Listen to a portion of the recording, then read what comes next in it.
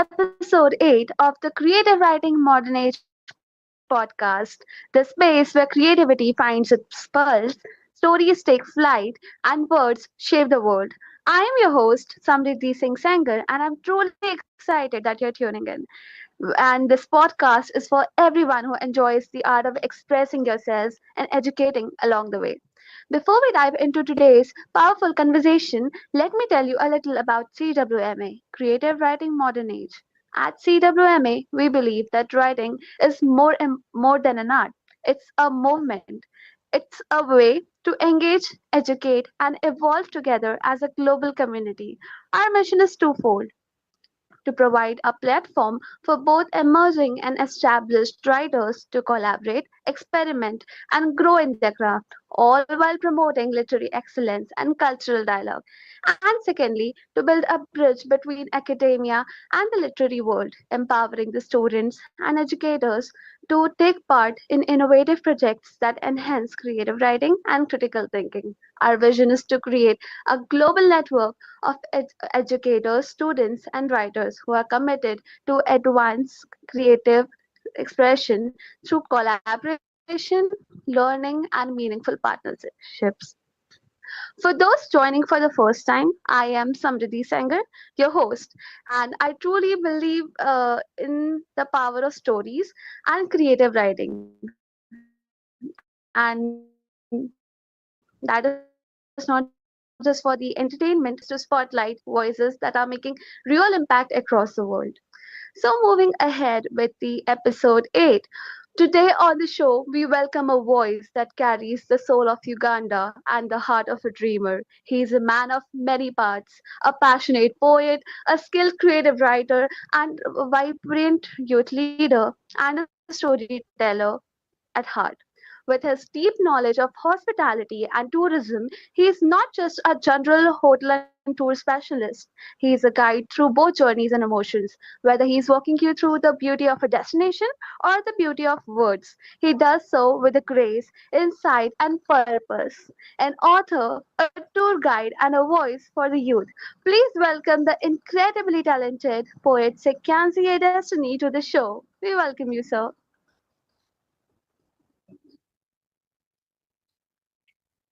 So I just hope that I pronounced your name right.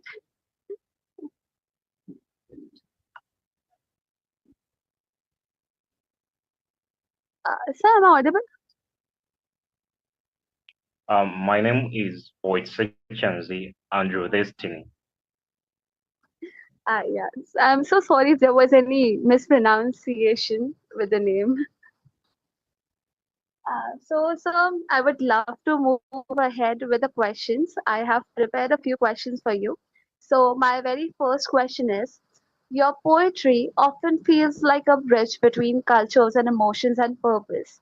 I have personally read a lot of your poetries, and the question is, what first inspired you to pick up the pen and start writing? Actually, I've got a very positive background in my poetry career or talent. Uh, I began writing my poetry right away from my high school, and have been inspired by great minds of uh, Shakespeare, who was a very great writer. Actually, I've always set a dream of my side that my ambition is only comparable to that of Shakespeare. So, poetry actually it is a talent and just grew up within me. And up to now, to date, I just feel it in myself when I can just wake out of the womb and I begin writing something onto paper. So, meaning that the only inspiration, source of inspiration, was Shakespeare, because I grew up reading his poems, his books. So I was much more inspired. And little did I know that even me myself, I can make it the way he did. So that's how I came up and I started writing. And actually, even I was inspired by my mom, a lady who produces me, who brought me on this earth. She supported me so much, and she supported me and most of my contents, the early contents when I was in high school, she used to publish them herself. She used to used to support me, sponsor me, and she used to publish them, which gave me a morale and more strength to write more again and again. Yes, that is my little background, how I started writing. Well, the journey becomes much more easy when your parents start supporting you. And thank you to your mother who has brought out this great poet inside you. And so now my next question for you is, as a tour guide and hotel specialist, you interact with a lot of people from different walks of life. How does that influence your storytelling and poetry and the way of writing? Actually, given the fact that I've got a bachelor's degree in tourism and hotel management, I mostly use the experience that I've always been experiencing in these tour destinations and I bring it into writing onto paper. So I always, as a tour guide, I always inspire the few tourists that I always get a chance to guide by presenting to them my content, what I write. And after a destination experience, I always write about what has transpired in the destination. Actually, that makes me a very unique tour guide because after touring, after guiding, I write what has been happening in this nation onto paper. So that makes me a unique guide because there are few tour guides who do that. I actually do it. And after writing, I always keep memories.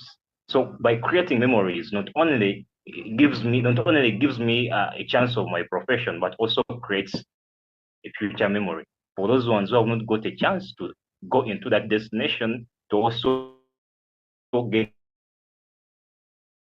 a chance of reading it onto paper.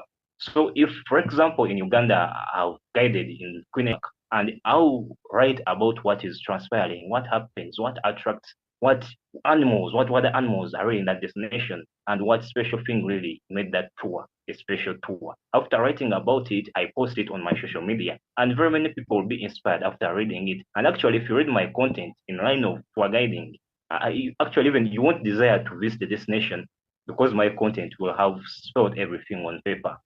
Yes. That is the beauty of the poetry is that we can just write our experiences in beautiful words and pass it through different people. So my next question for you is that in today's fast moving world, how do you think that poetry and travel both help us to slow down a bit and reconnect with ourselves? Actually, poetry versus travel. Uh, I welcome your question. It is a very good inspiration, especially to people who love traveling, people who fall into love with traveling. After traveling and experiencing what they have seen that destination, they get a chance of experiencing it through reading about it. Actually, this is how it flows. Before reaching in that destination, you first make research about the destination. Now, I'm speaking to those people who have not reached a particular destination. They will go search, and after searching about that destination, they will land onto my contents I've written about that destination, meaning that they're going to, before them reaching in that particular area, in that particular destination, they'll get to know what is in that destination because I wrote about it, meaning that they will be inspired and the time they reach in that destination, they will expect to view or watch what they've been reading from what I wrote about in that destination. Meaning that poetry versus travel, it is it is very important for most people who do research before venturing those places of destinations. And mostly it gives memories for those ones who have even finished to visit those areas to go and read it through again and experience themselves. And actually, most people have been inspired by my writings, especially students who study some topics that really in our curriculum that rhyme with travel and tourism. So these students go borrow knowledge from those contents, from those poetries. Then they also compose theirs as an assignment given to them in high schools and schools by their teachers. So meaning that it's a very great experience. And I believe there's no any person who would love to visit a destination without acquiring knowledge about it. Automatically they'll first read, they'll first research, and they're reading these contents that I've written. Even other fellow of my colleagues and other people who know how to write have written about. Meaning that all in all, first reading the poetry, then you visit the destination. Or after visiting the destination, then you read about what you visited. And actually, when I write, they do read. Yes. Definitely agreed with you, sir. So I'm really enjoying this.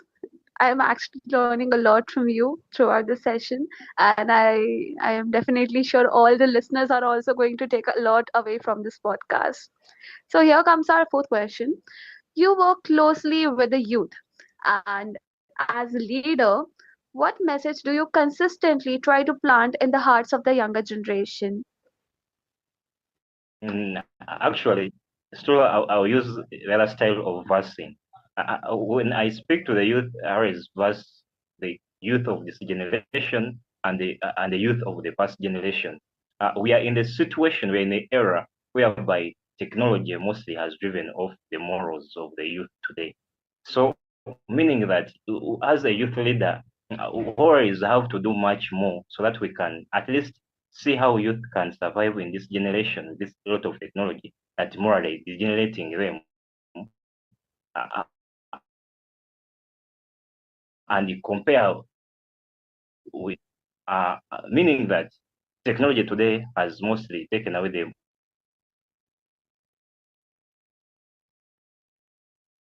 So the last question, and this is going to be my favorite one, that if your life were a spoken word performance, what would be the final lines of your poem today? So if your life was like written into a poem, what would be the lines for today in today's stanza?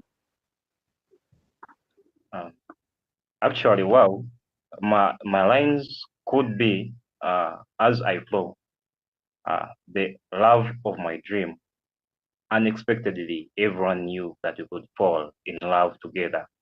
What other people always saw us was different, but today, for us, we see ourselves as lovers. Finally, reached the time I praised her for her beauty, how beautiful she was, sunshine more than any beautiful rose flower. She is mine, now in my heart, at my left and right. I always think about her, so darling, so honey, so beautiful in my heart. I couldn't imagine dreaming about her during day and time, during night and day, all days, all passion, all affection, mine and her, we fell in love. Finally, we got married. My love, my future, my love, my future. We now have children. Wow, look how people admire our relationship. Look how people admire our love. We now have children. We are thinking of grandchildren. Our love is passionate. Our love is affection. Our love forever, and our love lasts forever. That was so wonderful, sir. So beautiful. Beautiful is not a thing that we use to describe what we hear, but it was beautiful, I could say, and wonderful. So that was the last question, but in this session, I have learned a lot of things, I would say. And now moving towards the end of the session, I would like to thank you from the bottom of our hearts for sharing your story, your vision, and your boundless passion with us today. You have not only inspired our listeners, but reminded us that education, creativity, and collaboration has no boundaries and borders. To all the amazing listeners, thank you for joining us for another empowering conversation. If today's episode sparked something in you, please consider sharing our podcast with your community and following the podcast for more voices that move the world forward. Until the next time, this is Samriddhi from Creative Writing Modern Age Podcast, reminding you to write boldly, dream globally, and live generously. Thank you so much.